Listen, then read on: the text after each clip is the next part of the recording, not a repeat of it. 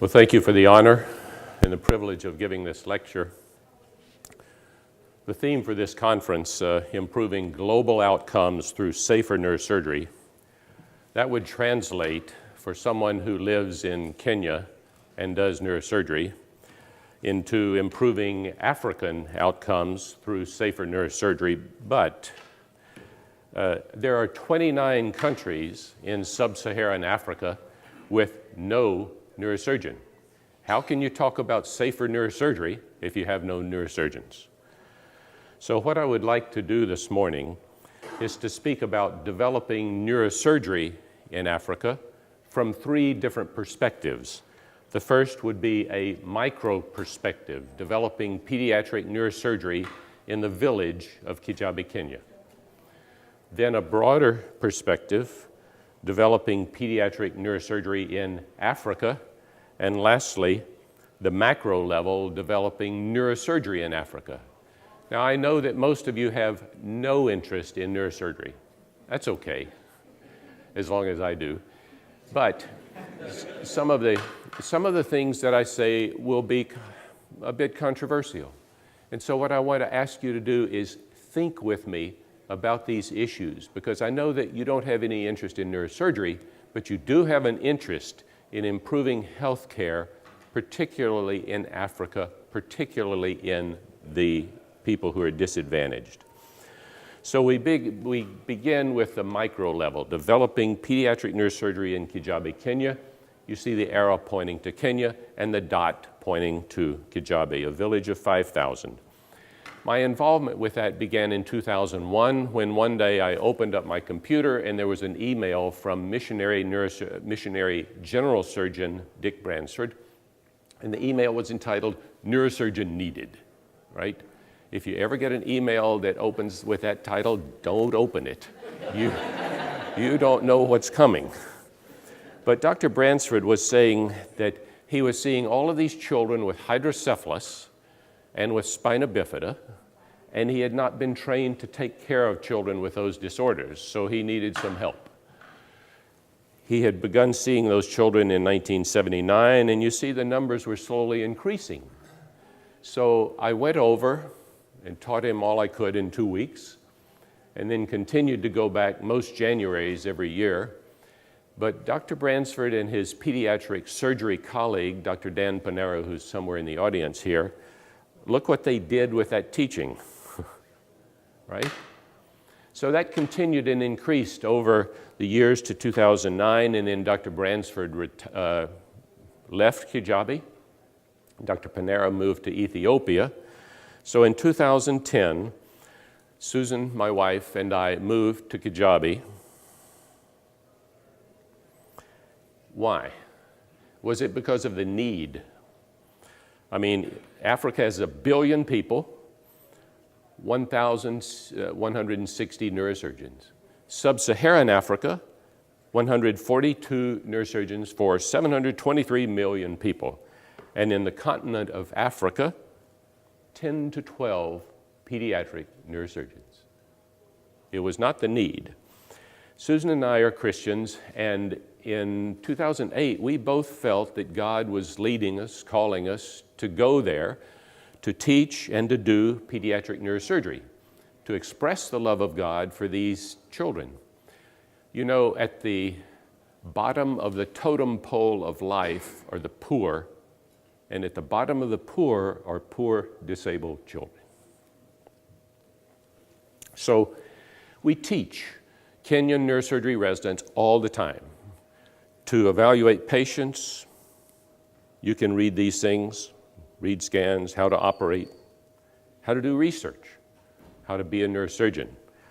Now, one of the things we taught them about how to do research was you need a database.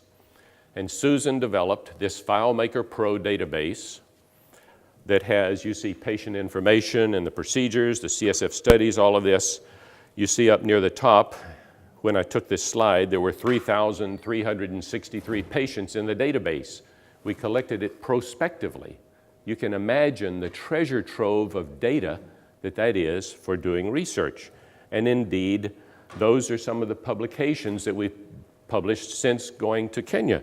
And number 190, CSF white cell counts in infants with myelomeningocele. I knew I wanted to do a study about that, so I went into their database and picked out 100 consecutive patients. That's what you can do if you develop a database. To teach pediatric neurosurgery fellows. That was my main hope when we went there. The first fellow was Ugandan Humphrey Okechi. The fellowship was paid for by a grant from Medtronic. It was supposed to be validated by the University of Nairobi, but has not been. He did about 750 cases in his first year. I operated with him the first 6 months and was available for the second 6. I gave him examinations every 4 months, like I would give to fellows in the United States, and he's now a Kajabi Hospital neurosurgery consultant and my partner. We've had fellow applicants from Ghana, the current one. Ethiopia will be coming in September, Nigeria, and Kenya. So to teach and to do pediatric neurosurgery. And in the 44 months we've been there, we've done about 4,500 operations. 60% of them are related to spina bifida and hydrocephalus, and then the other 40% encephalocele, tumors, and the things you see there. Now we do most of those operations in Theater Room 2, which is quite adequate. Everything in there has been donated. The Kajabi Hospital neurosurgery budget, 0. The Kajabi Hospital neurosurgery equipment that has been purchased, 0. The supplies they provide, gowns and gloves, gauze and prep solution, that's all. That's all. I have some things that have been donated, a little bit of it new. Medtronic gave a grant that provided some equipment. Most of it, though, the vast majority is donated used. That's the third microscope that was donated, and it's a very reasonable quality microscope. The operating table, the Midas Rex power drill that lets me get into a head in 3 minutes when it's working. A CT scanner that worked for 4 months. But used equipment breaks, as many of you know.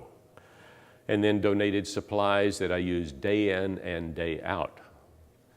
I live on donated supplies, and they are brought by visiting neurosurgeons and neurosurgery residents. What do we need now? Continued donated supplies and rotating residents to come and bring the supplies and pediatric neurosurgeons to come when we are away. And in the future, we'll need visiting pediatric neurosurgeons to help Dr. Okechi when we leave Kenya until 2 Kenyan pediatric neurosurgeons return in January 18 or 19. We'll need a clinical officer or a nurse practitioner or 2 when Susan leaves, and to fund money for supplies and equipment. Do I think it's sustainable? Probably so.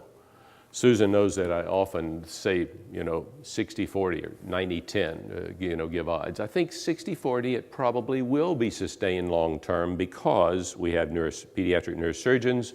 Dr. Okechi will continue for a few years. The Ochiengs will be returning. I believe that visiting pediatric neurosurgeons will continue to come from the United States and Canada. And we have a commitment from a supporting organization. Bethany Kids constantly provides help for the bills and for the things that we need. So pediatric neurosurgery is probably sustainable in Kenya. That's the micro level. Now let's move up to a larger level, developing pediatric neurosurgery in Africa. So there's a huge need for it. More than 50% of the population of African countries is less than 18 years old. It's estimated that 180,000 cases of new cases of hydrocephalus develop every year. But there's 10 to 12 pediatric neurosurgeons in Africa. Why? Why is it so bad? 5 reasons. First of all, there are almost no academic pediatric neurosurgeons to teach it to residents. Secondly, To become a pediatric neurosurgeon takes another year of residency. It's not just 5 years, it's now 6 years. And there's no funding, no salary for that year of fellowship. Fourthly, neurosurgeons, just like you guys, are interested in money. And pediatric neurosurgeons make significantly less than adult neurosurgeons. And then lastly, doctors in general, I don't care what your specialty is, doctors in general do not like to take care of disabled people. And a lot of pediatric neurosurgery patients are disabled. Before March of this year, how many pediatric neurosurgery conferences had there been in Africa, in the continent of Africa? 0 or 3 or 5?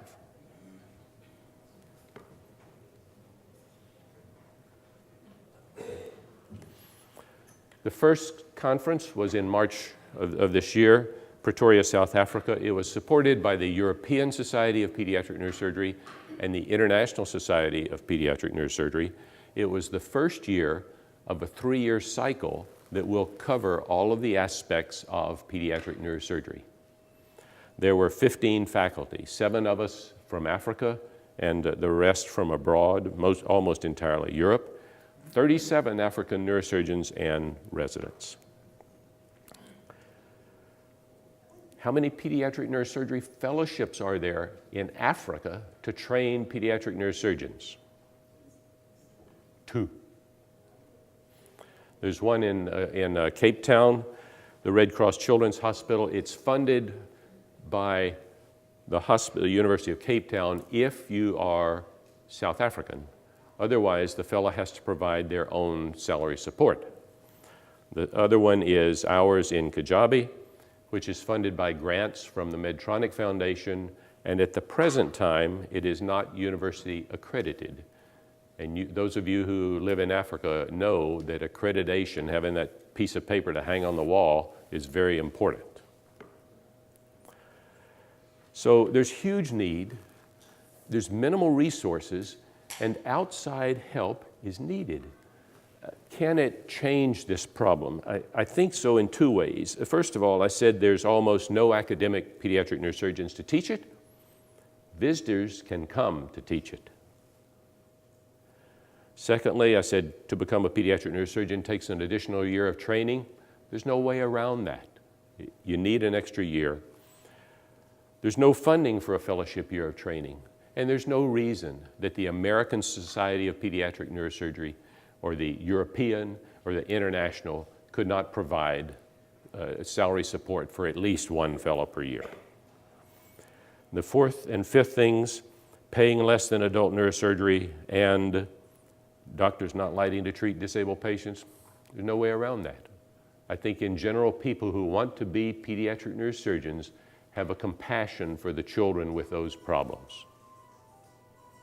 So there's a huge need, minimal resources, and outside help is needed, particularly in those 2 ways: visitors to come teach and salary support for the fellow.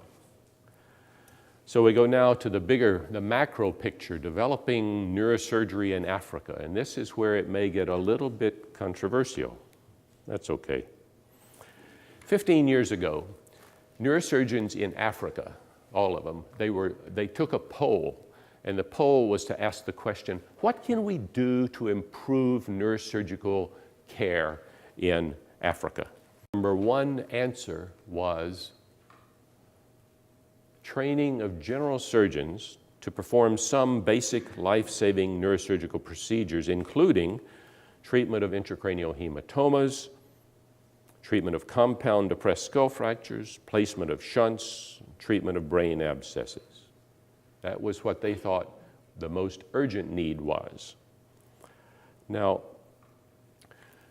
to train these general surgeons to do neurosurgery, this is what non-neurosurgeons proposed.